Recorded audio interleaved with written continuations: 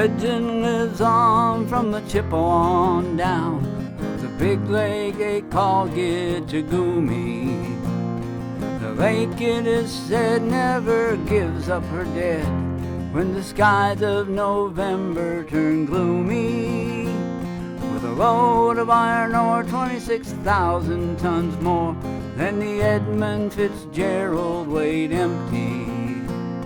The good ship and crew was a bone to be chewed when the gales of November came early.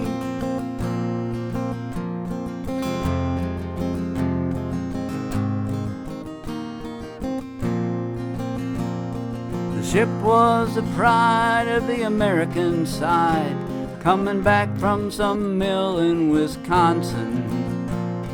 As big freighters go, it was bigger than most, with a crew and good captain well seasoned, concluding some terms with a couple of steel firms when they left fully loaded for Cleveland.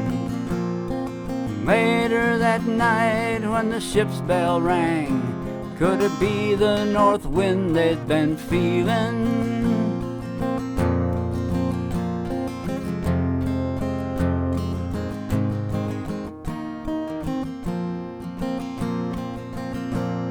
The wind in the wires made a tattletale sound, and a wave broke over the railing. And every man knew, as the captain did too, was a witch of November come stealing. The dawn came late, and the breakfast had to wait, and the gales of November came slashing.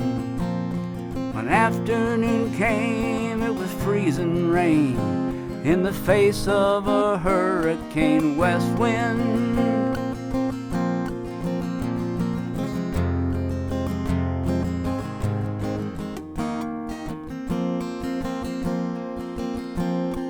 Supper time came, the old cook came on deck, saying, "Fellas, it's too rough to feed ya."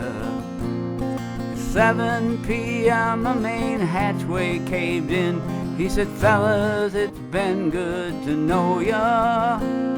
The captain wired in, he had water coming in, and the good ship and crew was in peril.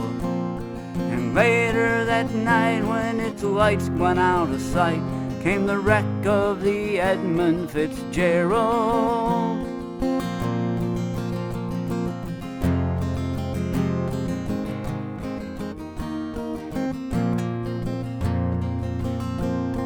Does anyone know where the love of God goes when the waves turn the minutes to hours? Searchers all say they'd have made Whitefish Bay if they'd put 15 more miles behind her. They might have split up, or they might have capsized. They may have broke deep and took water. And all that remains is the faces and the names of the wives and the sons and the daughters.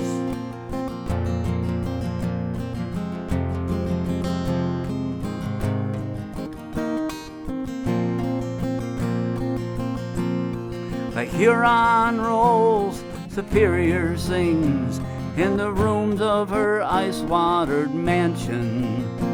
Old Michigan steams like a young man's dreams.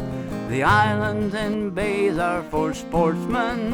And farther below, Lake Ontario takes in what Lake Erie can send her. The iron boats go, as the mariners all know, with the gales of November remembered.